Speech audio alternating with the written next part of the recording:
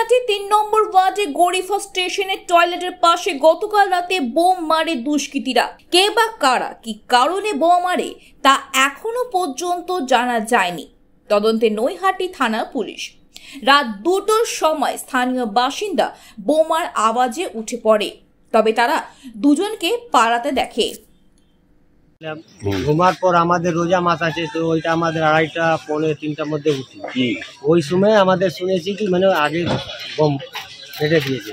তারপরে দুটো ছেলে পাড়ার ছেলেরা কি ছুটেছে, আমি তো ছিলাম না, মানে শুনলাম কি ছুটে পালিয়ে গেছে, ওই গাছ তিনতলার ধরে পালিয়ে গেছে, আর তো পাইনি। ফাঁকা জায়গা টোটো স্ট্যান্ড বোম চালালো, ব্যাপারটা কি বিষয়? এ তো আমাদের বলতে পারবো না। এ তো এখানে কোনো রকমের ঝুল ঝামেলাও হয় না, কোনো রকমের ফাঁসাদও হয় না, কেন আমাদের টোটো স্ট্যান্ডের লোক সব তো বাই চান্স নিজেরও মধ্যে হয়, তো আমাদের আর কি ঠাট্টা হয়, আর কিছু হয় না। এবার কেন মেরেছে এটা পার্টি লেভেলের কথা আছে কি অন্য ব্যাপারে আছে, কি পাড়ার অশান্তি আছে কি না আছে, এটা আমাদের কজন এসেছিল? দুজন পালিয়েছে, সবাই বলছে।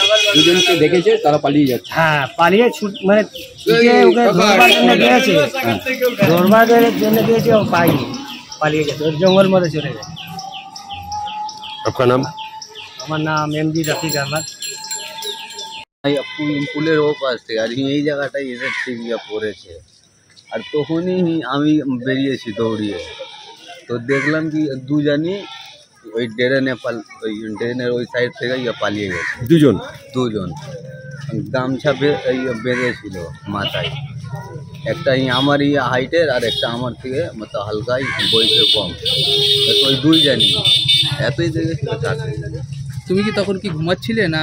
আরে আমরা গেছি দৌড়িয়ে, কিন্তু ওদিক থেকে দিয়ে কিন্তু আরেকটা মানুষ টোস মারছিল, ওর থেকে জিজ্ঞাসা করেছি, ওই তো ওবি ছিল। তখন কটা বাজে? তখন থেকে 2:30 বাজে। 2:30। চিনতে পেরেছো? না, চিনতে পালিয়ে গেছে তারা তো। হ্যাঁ। কোন দিকে পালালো? ট্রেনের ওই সাইড থেকে। তোমার নাম? তোমার নাম?